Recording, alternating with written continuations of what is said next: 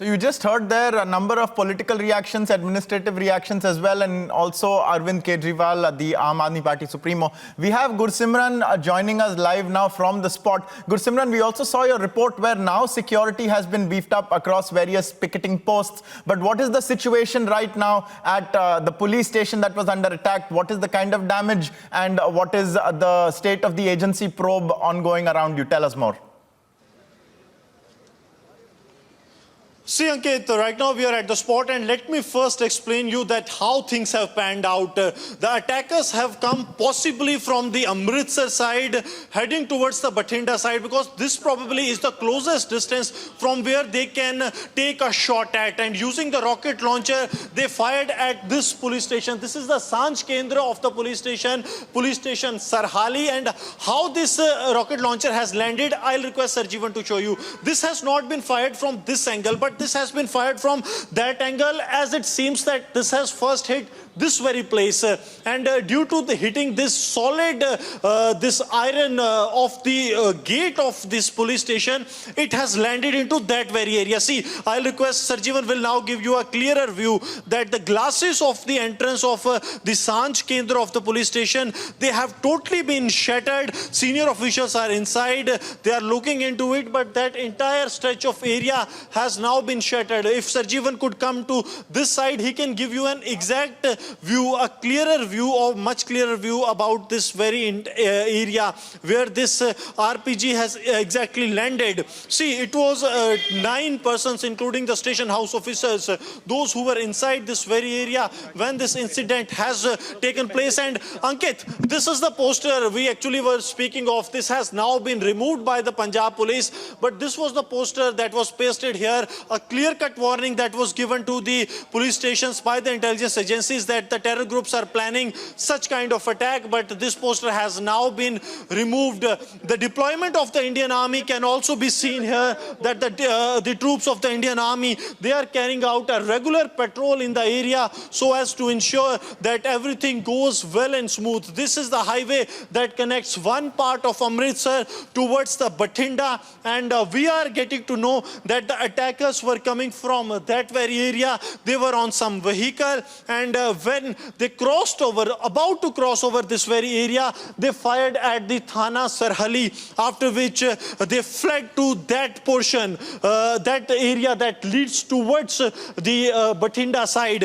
It is yet unclear whether they were traveling in this service lane or they were on the national highway, which vehicle they were traveling in. Because if you see this police station, if Sarjeevan can show you this police station, there is no CCTV camera in the police station, and that is somewhat really very concerning for the security agencies, that how can they get to hold to some of the clues when it comes to this incident that has unfolded. The senior officials of the Punjab police, they are also inside. If Sarjeevan can show you some of the visuals that the officials are still inside, the SSP rank officers, they are still monitoring the situation. And if I'll request Sarjeevan to keep a zoom at that very place where this RPG landed, that clear-cut markings on the wall can be seen. The wall has been hit badly by this, the impact of this RPG, and then it fell down. It didn't explode completely.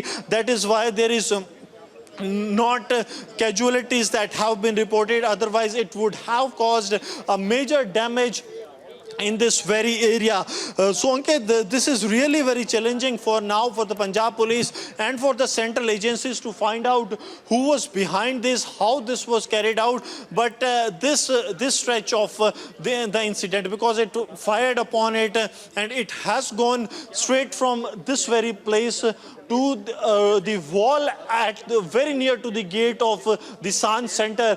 This clearly shows that it has come from this direction. That means they were about to cross the this police station when they had a hit. They were probably moving in a motorcycle or in a car when they had a shot on the police station using the launcher. The launcher, we are getting to know from the sources, too has been recovered by the Punjab police, and now the police is looking into every angle. See, some more officials of the Punjab police and the intelligence agencies, they too have arrived here at the spot और लगातार आप ये visuals देख सकते हैं कि Punjab police और उसके साथ साथ सुरक्षा एजेंसियां जो हैं इस वक्त मौके पर पहुंच गई हैं। एक बार फिर मैं सरजीवन से कहूंगा कि सरजीवन आपको यहां से बाहर का एक बार इलाका दिखाएं ताकि पूरा सीरीज ऑफ इवेंट समझाया जा सके। ये वो इलाका है, देखिए यहां से अमृतसर से गाड़ियां आती हैं और यही गाड़ियां जो हैं ये अगर सरजीवन मेरे हाथ को फॉलो कर पाए तो यहां से मूव करके यहां से जो ये गाड़ियां मूव करके जाती हैं बठिंडा की तरफ। अब आप देखिए जैसे ही वो गाड़ी तकरीबन इस स्पॉट पर जहां पर ये गाड़ी हमारी लगी है यहां तक पहुंची, वहां से ये शॉट लिया गया है, वहां से लॉन्चर के जरिए जो है इसे अटैक किया गया। क्योंकि जैसे ही वहां से ये लॉन्चर से आरपीजी आया है, आरपीजी यहां पर बजा है, ये जो गेट का एक हिस्सा था लोहे का, काफी प्रभावशाली ये हिस्सा रहता है, ये टूटा है और सीधा आरपीजी देखिए दीवार पर जाकर बजा है। यानी कि जो स्ट्रेट एम था वो था कि जो सांझ केंद्र है उसके अंदर जाकर ये आरपीजी गिरे, लेकिन क्योंकि यहां गेट पर आरपीजी बजा उसके बाद आरपीजी की डायरेक्शन जो है वो डेविएट हुई और आरपीजी जो है इसके साथ की दीवार पर जाकर लगा, जिससे धमाका जरूर हुआ लेकिन वो पूरी तरह से फटा नहीं और वहीं पर नीचे गिर गया। शीशे टूटे, कांच टूटा, लेकिन किसी भी तरह के जानमाल के नुकसान जो है वो नहीं हुआ। आप पंजाब पुलिस के अधिकारी और इंटेलिजेंस एजेंसीज यहां पर मौजूद हैं ताकि देख सके कि आखिरकार क्या कारण था कि किस तरह से इस आतंकी हमले को अंजाम दिया गया और अगर वो कौन से आतंकी संगठन है, क्योंकि सिख फॉर जस्टिस ने एक ऑडियो जारी कर इस आतंकी हमले की जिम्मेवारी जरूर ली है, लेकिन इनके साथ ही कौन से आतंकी ग्रुप था, क्या पाकिस्तान से लगातार जो है एक्टिव डायरेक्शंस मिल रही थी। क्योंकि एक बात बिल्कुल साफ हो गई है कि पाकिस्तान से सपोर्ट बिल्कुल मिल रहा था। ये जो मिलिट्री ग्रेनेड आरपीजी है, रॉकेट प्रोपेल्ड ग्रेनेड, ये जो आया है ये पाकिस्तान के एक्टिव सपोर्ट से आया है।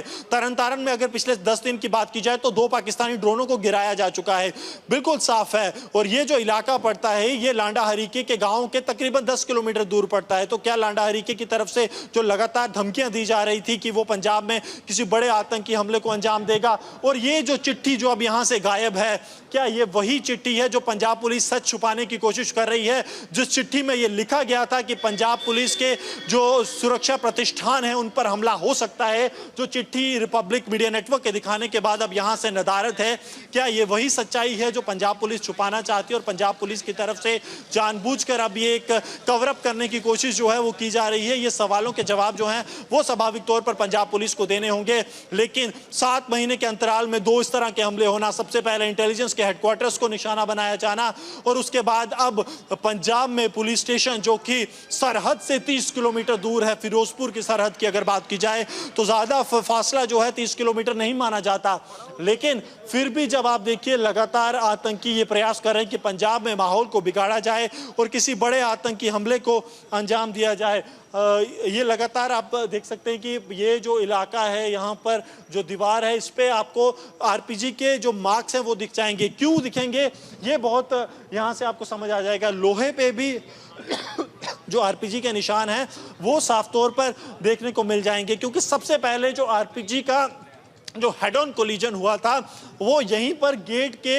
इस मोटे लोहे की जो छर्रे बने थे और गेट की जो डिजाइनिंग थी उसके साथ यहाँ पर आकर इम्पैक्ट हुआ है। इस इम्पैक्ट से ये जो है यहाँ पर एक ब्लास्ट होता है और जिसके बाद वो वहाँ पर जाकर गिरता है, जो अभी तक सुरक्षा एजेंसियों को लग रहा है। और यही कारण है कि यहाँ पर दीवार पे भी आपको निशान जो हैं वो छर्रों के दिख जाएंगे। वहाँ पर जाकर जब लगा उसके आसपास छर्रे हैं, शीशे टूटे हुए, कांच टूटा हुआ, ये सब चीज़ें जो हैं आपको दिख जाएंगी, जो इस बात की तरफ साफ इशारा करती हैं कि प्लान जो था वो सांझ केंद्र को उड़ाने का था। देखिए जब आतंकी बाहर से इसका अटैक करते हैं तो यहाँ पर साफ लिखा है कि एक पुलिस स्टेशन है सरहाली का। आतंकियों को यह नहीं पता होगा कि यहाँ पर सांझ केंद्र है और यहाँ पर पुलिस स्टेशन है, तो आतंकियों का जो टारगेट था वो पुलिस स्टेशन ही था। उनको ये था कि पुलिस स्टेशन की बिल्डिंग में जो है उनकी तरफ से आरपीजी का अटैक करना है, और उसके लिए ठीक जैसे ही उन्हें एक पोजीशन मिली जहां पर वो बिल्डिंग्स पे अटैक के लिए एंटर कर सकते हैं, यानी कि जहां पर आरपीजी एंटर कर सकता है, जब उन्हें वहां डायरेक्शंस मिली हैं तो उसके बाद उन्होंने वहां से अटैक किया। सरजीवन लगातार आपको विजुअल्स यहां पर दिखा रहे हैं, शीशे जो हैं, कांच नीचे किस तरह से गिरा हुआ है जब एक्सप्लोजन हुआ। और देखिए जिस पोजीशन से फायर किया गया है, बाहर अगर आप हाईवे की तरफ से ट्रैवल कर रहे होंगे तो इकलौती वो ऐसी पोजीशन है जिस पे आप एम ले सकते हैं इस बिल्डिंग को एंटर करने का, क्योंकि अगर आप सीधा थाने के सामने खड़े हो जाएंगे तो यहाँ पर दीवार होने की वजह से आप डायरेक्ट एम बिल्डिंग के अंदर का नहीं ले सकते।